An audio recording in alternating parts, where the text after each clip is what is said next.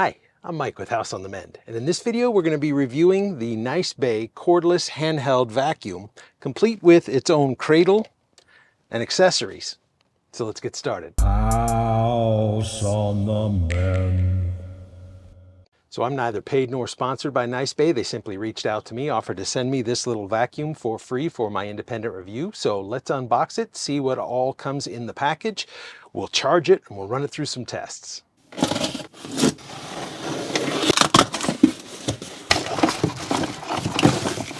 So here's everything that comes in the box. We have the very sleek, cool looking vacuum cleaner itself, and we'll go over those parts here in a moment.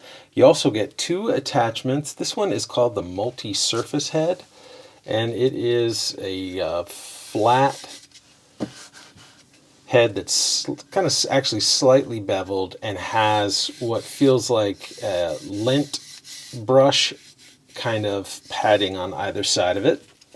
And then this one is really cool. This is the brush and crevice tool. So it clicks into the front and you've got this really tight, about what, thumb thickness little crevice attachment, but you can also rotate up the brush attachment. I can see this one being really handy for cleaning vehicles and getting the brush into the louvers of the HVAC system. That one's pretty cool.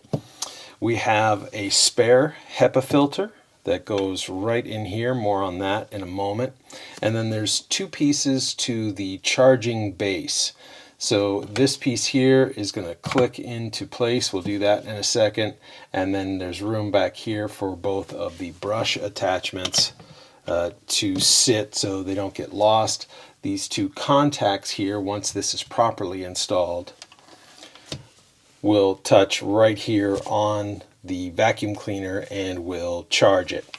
So it doesn't look like there's actually a jack for this little RCA jack here if you don't want to use the stand to charge it, like a spot where you could plug in. So it looks like it does have to be charged on this stand, which really doesn't click into place or anything. So if you're wanting to put it in like a van build or something, it'll probably have to be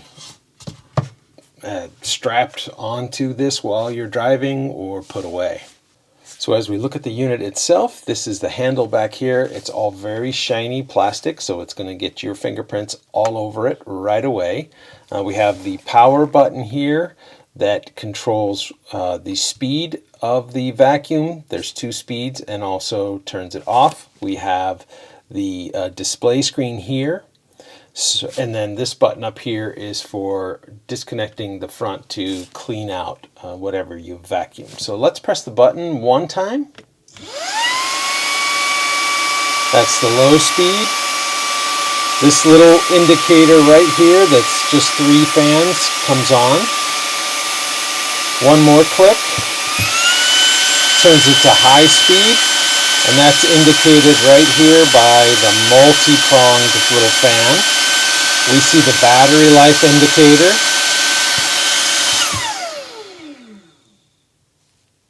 Third press turns it off.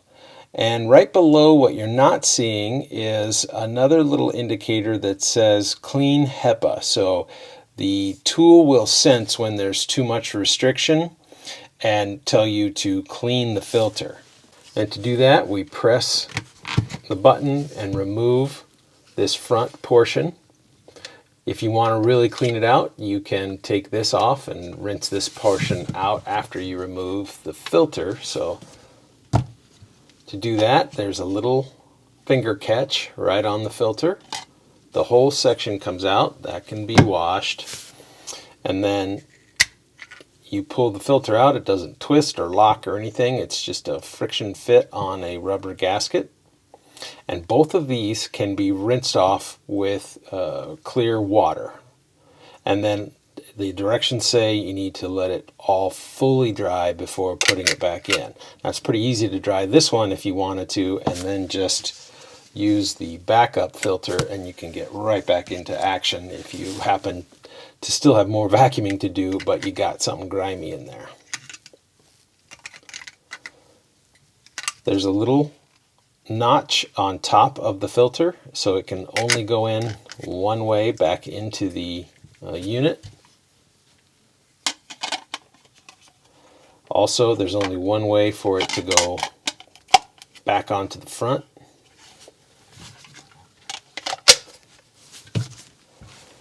And then there's a catch right up here that locks it into place. That's pretty easy. So let's assemble the charging station. There's a couple of clips here that we need to insert, as well as the jack for the charger that needs to all line up. So I found if you put the little jack in first and push that down, then you fully seat this back support. Let's get these little pieces in here, the attachments, out of the way. Looks pretty clean, huh? All right, plug it in. And then we simply set the tool in place. I can see the battery life indicator going off right here. And that will become a solid representation of the full battery when it is fully charged. So let's set a timer and see how long it takes. All right, a little over 30 minutes to get to the fully charged state. So let's do a little test here.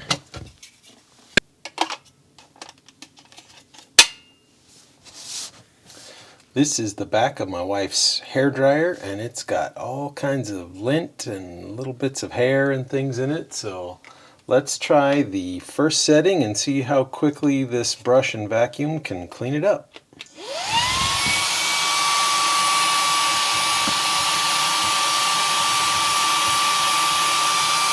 Not doing much. Let's try the higher setting.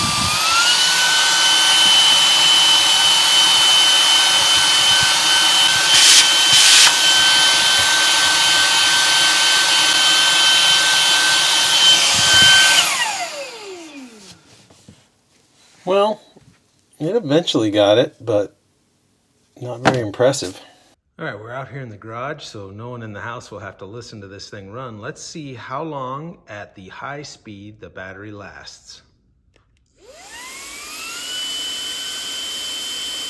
Well, I came out to check on it after not quite 14 minutes and it's already shut off. Let's see.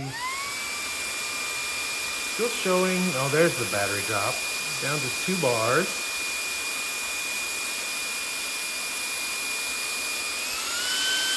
Down to 1 bar, blinking.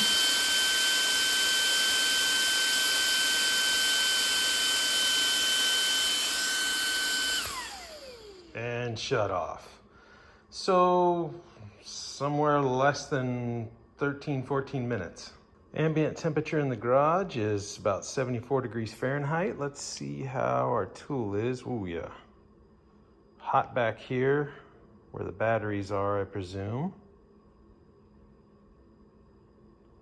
And it gets cooler as we go forward. So this handle is warm. I wouldn't say hot to the touch, but definitely warmed up. All right, let's let it cool off, and then I will charge it all the way to fully charged, and we'll see how long that takes. So both times that I charged it from a fully depleted state, it took over 4 hours, which to me seems really excessive when you consider the fact that you're getting about 14 minutes of runtime. Nonetheless, I took it out to our vehicles, which is why I have one of them as the backdrop, and put it through its paces.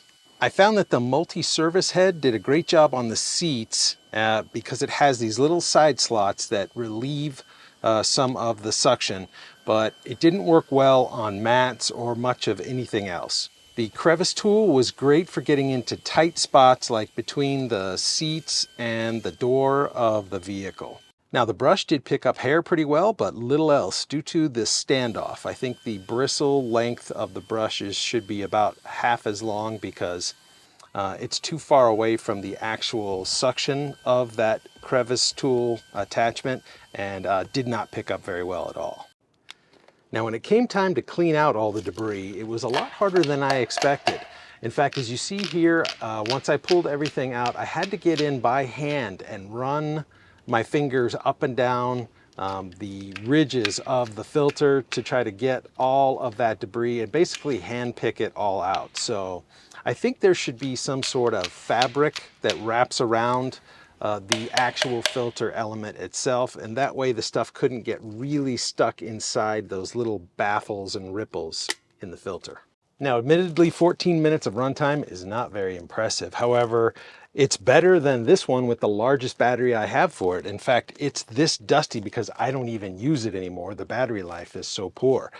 This one here with a 12 amp hour battery, this massive thing is only right around the same amount. So in the grand scheme of things, vacuums seem to suck up a lot of battery life very quickly. Now, with that being said, all of the footage you saw in this video of vacuuming out the vehicle, the AC vents, the tomato leaves, the kitchen where my daughter gets those little English muffin balls all over the countertop every day, was all with one charge.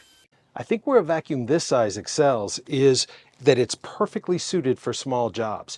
In the time it would take for me to go out to the garage or the closet, grab this vacuum, undo the cord, plug it in, I would already have grabbed this out of the cradle and be done with a small cleanup around the house or the garage or in the vehicle. So if you found this video helpful, will you please give it a thumbs up? It really helps the algorithms to start suggesting it to more viewers like you. Also, please consider subscribing. I'm working really hard to put out good quality tool reviews. There's a lot more of those to come. I'm going to leave a link for this vacuum in the description below. Full disclosure, that will be an Amazon affiliate link. So if you click on it and end up making any purchase, it won't cost you a thing, but I do get a small reward at the end of the month. I want to thank Nicebay for sending me out this vacuum for my independent review without any preconceived agreement on what I was going to say. I think that takes a lot of courage, and not all companies do that, by the way. I turn down lots of opportunities to review where they want to see the video ahead of time and make editing suggestions. So I respect Nicebay for just sending it out and letting me test it. Until next time, thank you for watching. Gotta not move my head. And there's an airplane. I love it here. Love it.